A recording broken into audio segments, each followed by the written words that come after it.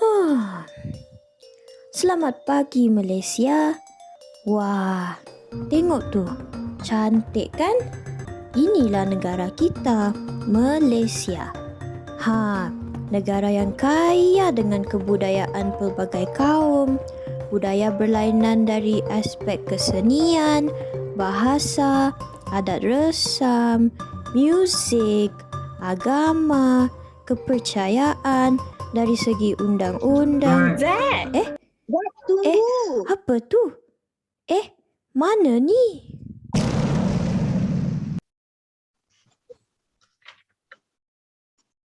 Tahun baru Cina akan tiba tidak lama lagi. Kalian balik kampung ke? Tahun baru Cina. Kita pause dulu ya. Di Malaysia, perayaan ini dirayakan oleh kaum Cina. Tengok angpau tu. Wow, terdapat 12 ekor binatang yang menjadi simbol tahunan kepada orang Buddha. Perayaan Tahun Baru Cina ini melambangkan permulaan dalam nasib dan kehidupan mereka. Okey, kita sambung balik guys. Boleh. COVID-19 masih teruk. Sekarang ada Delta, Lambda, Omicron. Macam-macam jenis ada. Haish, nak balik kampung tapi COVID bawa kampung sini. Aduh. Itulah, ini semua kerana COVID-19. Jika tiada COVID, kita boleh merayakan Tahun Baru Cina bersama. Betul? Lama tak jumpa kalian. Rindulah makan bersama. Apa kata kita merayakan Tahun Baru Cina menggunakan Zoom? Zoom? Ya, kita selalu jumpa di Zoom untuk belajar bersama. Kenapa tak boleh merayakan Tahun Baru Cina dan makan bersama? Oh, kita kan generasi teknologi. Saya pun setuju. Saya suka cadangan kamu, Yang Yu. Saya juga rasa macam nak sambut malam inilah. Sabar kawan. Beberapa hari lagi lah. Isa, kamu boleh pergi. Kamu tak boleh sambut Tahun Baru Cina. Janganlah, kamu tak boleh makan babi. Zack, jangan berkata begitu. Itu salah. Betul, kita tidak sepatutnya bercakap seperti itu kepada sesiapa, apalagi kepada kawan kita, Lisa. Kamu bukan sahaja telah menghina Lisa, tetapi agama serta kaum dia. Larangan agama tentang makan babi merupakan tradisi yang diamalkan oleh umat Islam selama bertahun-tahun. Ia tertulis dalam Al-Quran suci mereka. Anda tidak boleh menghina pengajaran seseorang. Kita kan Malaysia. Ada berbagai kaum, bangsa, tradisi dan budaya. Kita perlu mengamalkan konsep satu Malaysia yang telah menjadi asas bergagang dalam menjaga keadaan untuk semua kaum, yang membawa maksud bahawa nasib semua kaum akan terbelah dan tiada mana-mana pihak akan dipanggilkan. Kita perlu menghargai dan menghormati prinsip-prinsip perlembagaan, persekutuan dan identiti etik setiap kaum di Malaysia, kerana ia adalah satu aset yang perlu dibanggakan. Di mana bumi dipijak, di situ langit dijunjung. Betul kata mereka, Zack. Kita harus mengekalkan keadilan setiap kaum tanpa mengubah pegangan dan cara hidup mereka seperti perkara 11 yang ditulis di Perlembagaan Persekutuan.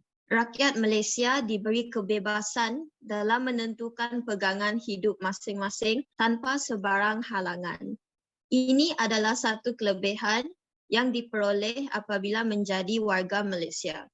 Oleh sebab itu, kita seharusnya rasa syukur kerana diberi peluang untuk hidup dalam suasana harmoni tanpa sebarang diskriminasi. Bak kata pepatah, duduk sama rendah, berdiri sama tinggi. Kalian betul. Saya minta maaf, Lisa. Saya tidak sepatutnya berkata begitu. Saya benar-benar menyesalinya dan saya tidak bermaksud untuk menghina agama anda atau menyakiti perasaan anda. Saya telah bersikap seperti enau dalam belukar, melepaskan pucuk masing-masing. Saya telah mementingkan diri sendiri tanpa memikirkan sensitiviti bangsa, Lisa. Tidak mengapa, Zack. Semua orang membuat kesilapan.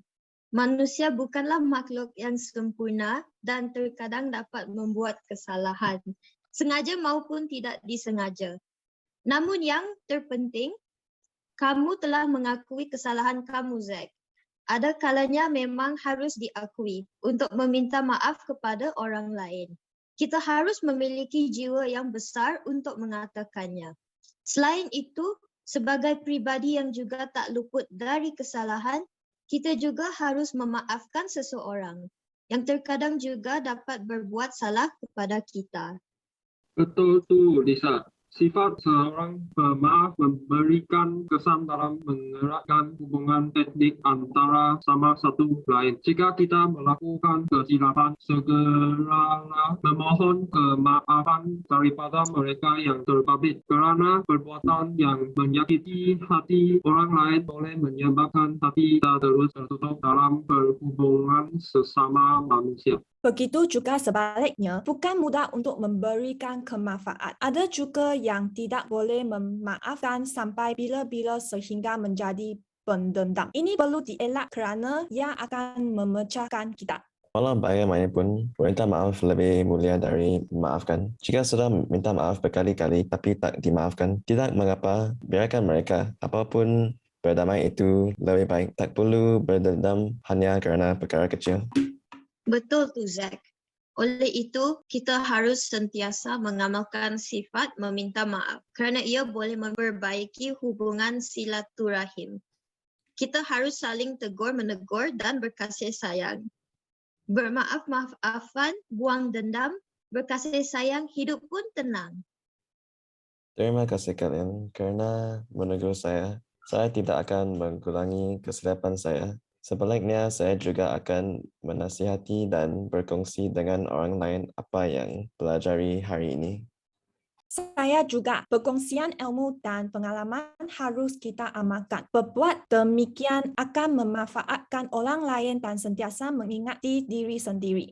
Kita tidak boleh ketekut dengan ilmu. Kita harus sebagai ilmu badi makin berisi, makin runtun. Selain itu, ini juga dapat mengekalkan dan mengeratkan hubungan etik dan perpaduan kaum. Saya setuju. Saya setuju juga. Saya pun, jangan lupakan saya. Wah, inilah contoh yang bagus. Macam-macam pengajaran kita dapat. Hormat menghormati, sifat memaafkan, kepentingan perkongsian ilmu dan perpaduan kaum. Ini semua nilai murni yang kita perlu amalkan. Ingat semua ni para penonton. A few moments later. Sempat texting pula.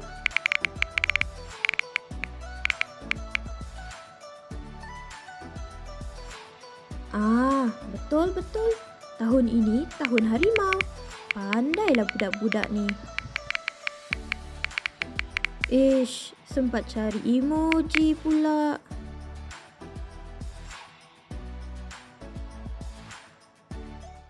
Later. Selamat petang. Selamat petang kalian. Mana Yongsheng? Saya sini. Jom, ambil gambar dulu. Saya ambil, okey? 3, Tunggu 2, dulu. 1. Zack, tunggu dulu. Aduh, Zack ni. Kalian belum sedia lagi ke? Tentulah belum sedia. Zack. Seperti Malaysia yang telah mengalami pelbagai pengalaman pahit sebelum berdiri teguh dan kukuh sebagai negara membangun, kita sebagai rakyat Malaysia perlulah menerima dengan minda yang terbuka segala adat resam dan budaya yang diamalkan oleh agama masing-masing. Oleh itu, kita hendaklah bersama-sama berganding bahu dan berganding tenaga dalam membajai dan menyemai semangat perpaduan dalam kalangan masyarakat, terutamanya anak-anak yang masih bersekolah. Selamat Tahun Baru Cina. Halo, selamat Tahun Baru Cina. Selamat Tahun Baru Cina. Hihihi. Selamat Tahun Baru Cina semua.